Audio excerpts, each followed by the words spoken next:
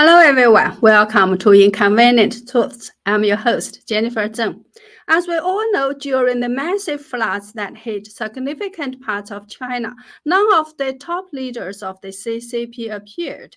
They remained hidden, holding secret meetings in the vacation spot of Beidaihe.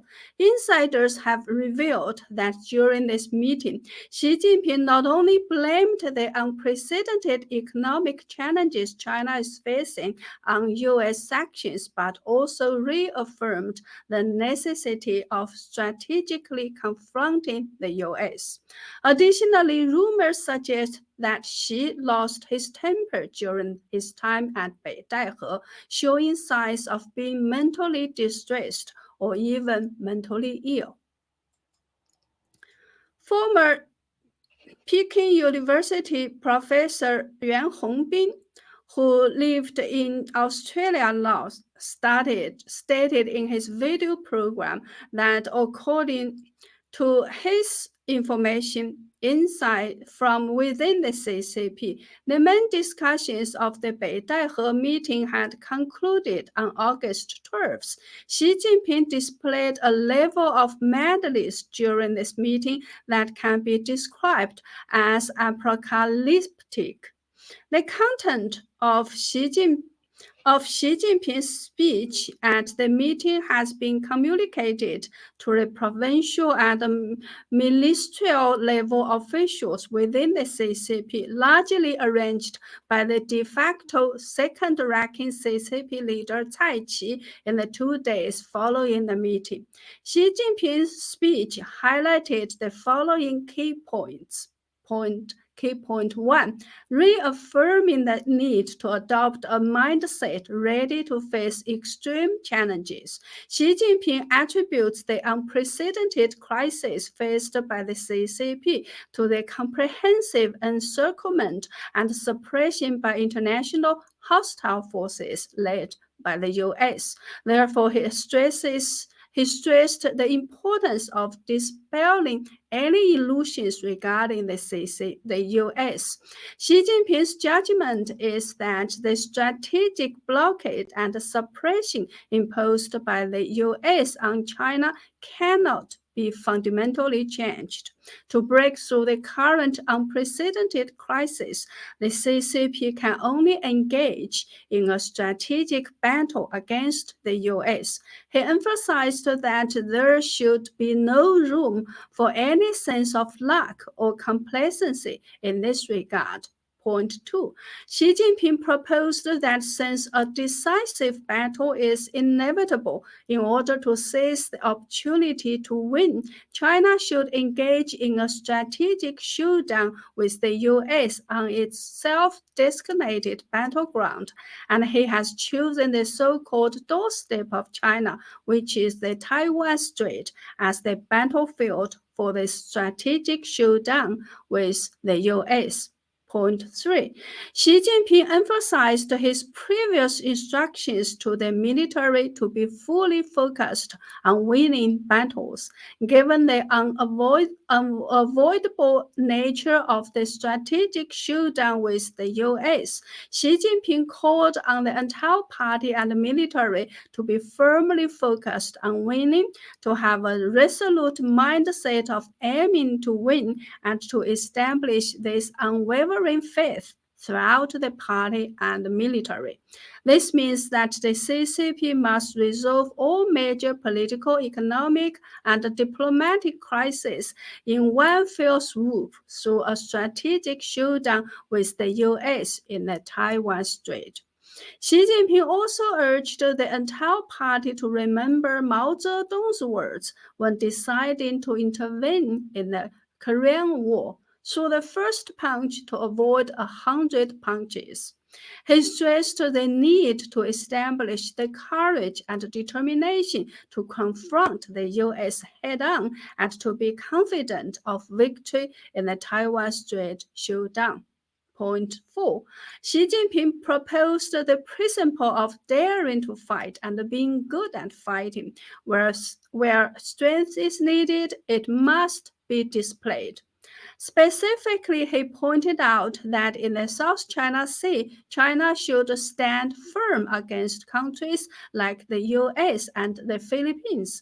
He emphasized the need to strengthen the militarization of islands in the South China Sea, ensuring that the battlefield environment during a Taiwan Strait showdown favors the People's Liberation Army's operations. Point 5. Continue to develop and consolidate the substantial strategic alliance between China and Russia. Xi Jinping suggested that on the issue of relations between China and Russia, no opportunistic stance should be taken. It is important to firmly support the signing of a peace agreement between Russia and Ukraine under circumstances favorable to Russia's strategic situation. She emphasized the prevention of any destabilizing failure in Russia, ensuring that in the event of a Taiwan Strait showdown, Russia remains a reliable energy backup for China. Point 6. Xi Jinping demanded unified ideological understanding within the party, accelerating the gradual establishment of a domestic economic internal circulation system and mechanism. He emphasized the need to effectively reduce reliance on U.S. technology and finance. He also instructed to orderly reduce holdings of U.S. Treasury bonds without revealing the strategic intention of a showdown with the U.S.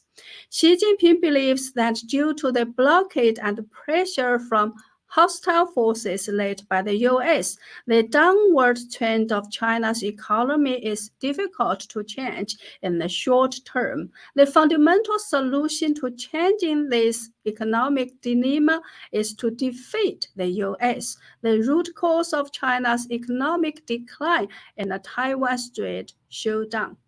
Point 7. In preparation for the Taiwan Strait showdown, Xi Jinping urged the Central Commission for Discipline Inspection as to strengthen anti-corruption efforts across various industries. He called for a resolute implementation of a 20-year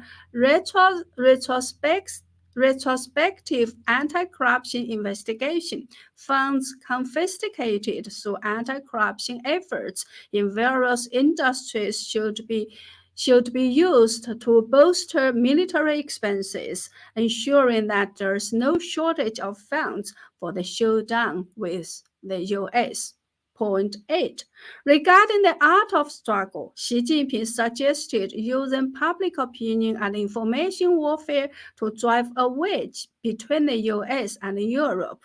This would make the international community believe that the CCP is striving for world peace and continued foreign investment for economic development, masking CCP's strategic judgment for a showdown with the US in the Taiwan Strait.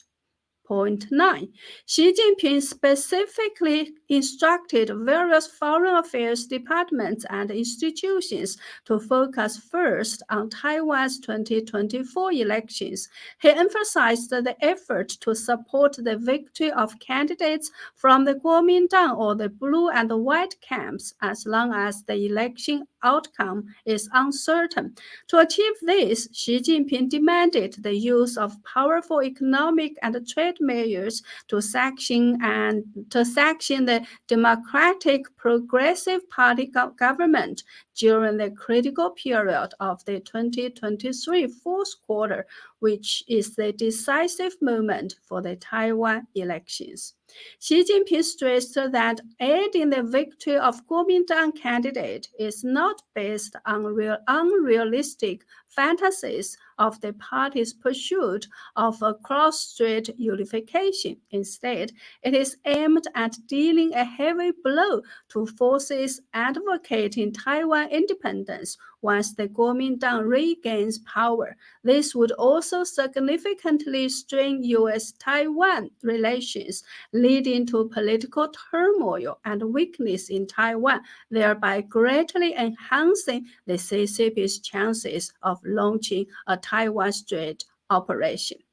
Point 10. Xi Jinping also put forward a specific strategic requirement to the Chinese Ministry of Foreign Affairs, mobilizing all diplomatic resources and the long-cultivated United Front forces in the U.S., utilizing the opportunity of the 2024 U.S. elections. The goal is to push the U.S. into a period of severe political division and social turmoil, worse than the previous election cycle, fundamentally weakening its national resolve to engage in a Taiwan Strait conflict. Point 11.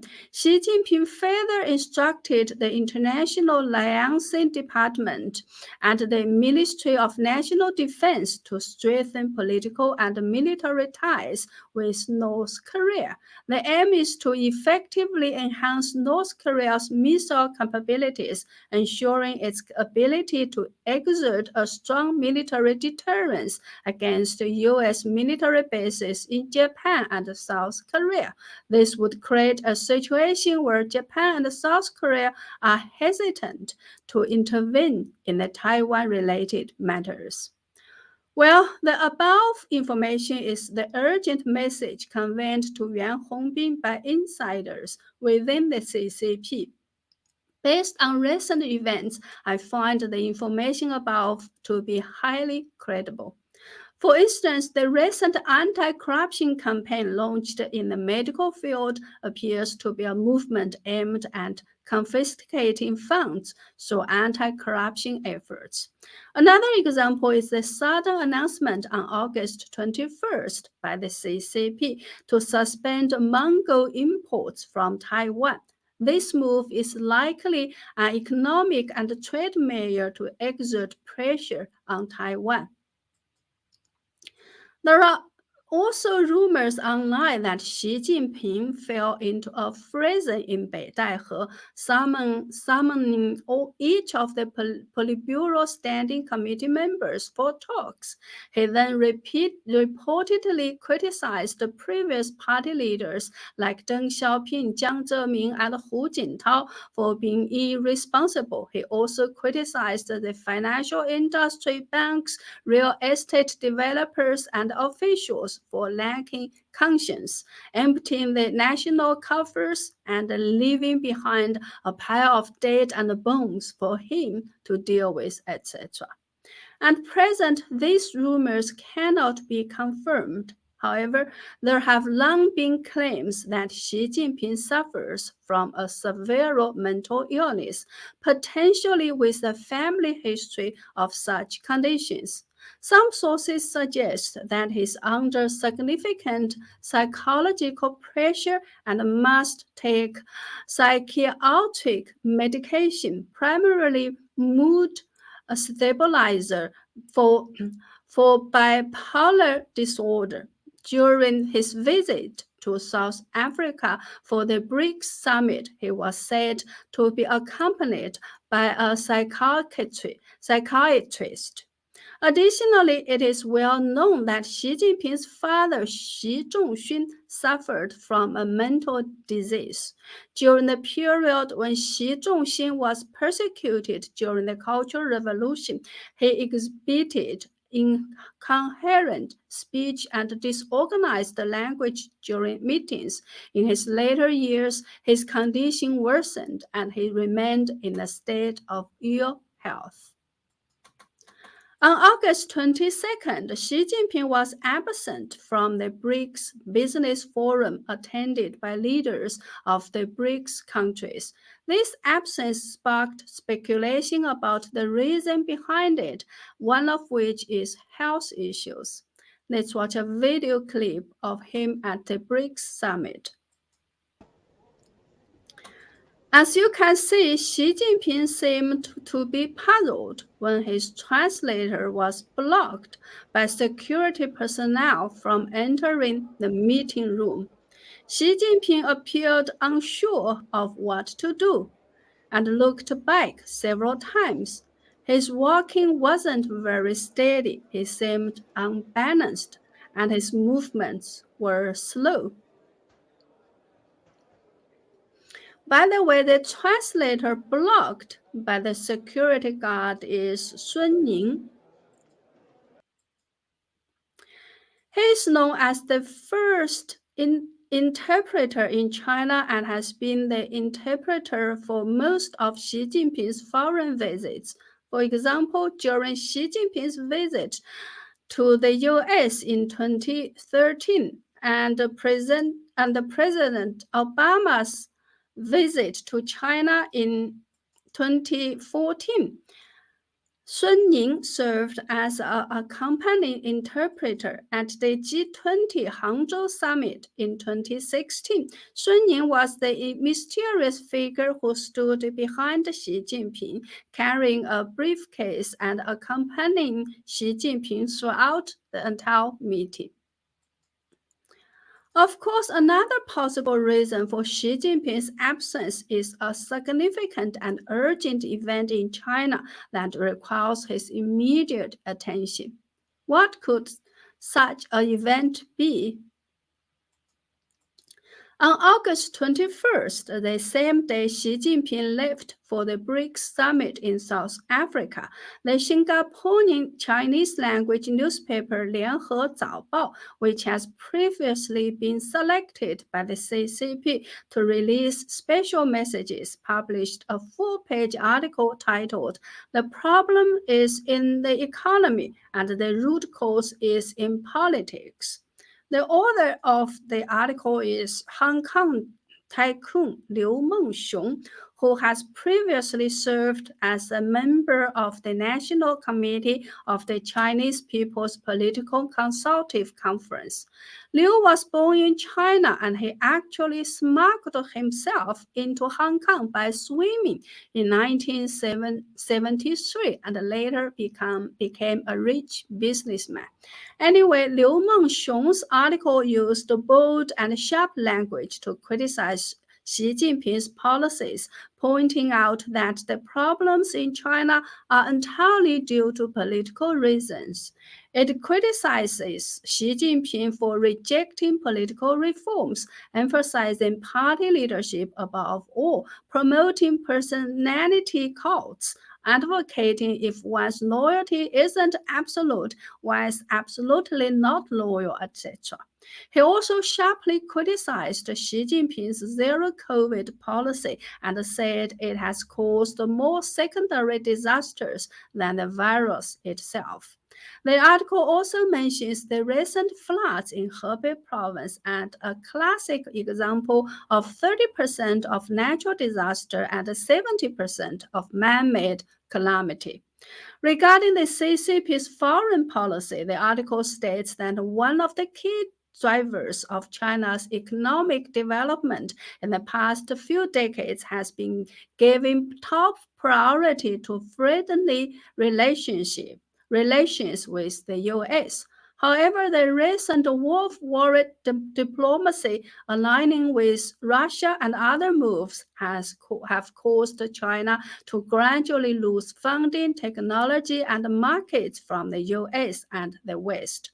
This has essentially ended the reform and opening up policy and brought China back to a state of seclusion, with the inevitable consequence being a significant economic downturn, immense unemployment pressure, and a return to poverty for many people.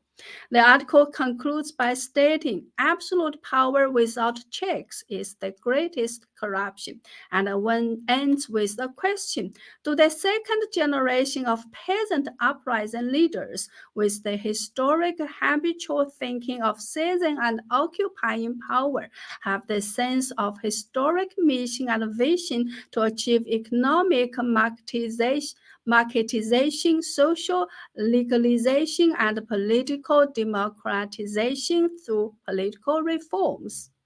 Clearly, the author implied that Xi Jinping lacks this historic mission and vision. When the article was published, its audacity caused astonishment both domestically and internationally. While the article doesn't directly mention Xi Jinping's name, everyone knows that every sentence is directed at him. Since the author Liu Mengxiong had previously served as a member of the CCP's National Committee of the Political Consultative Conference, he undoubtedly has intricate connections within the CCP system. So, who within the CCP system instructed or supported him to write up such an article? And who arranged for the pro-CCP newspaper 联合早报 to publish such an article on the day of Xi Jinping's first visit after being out of the public eye for over 20 days?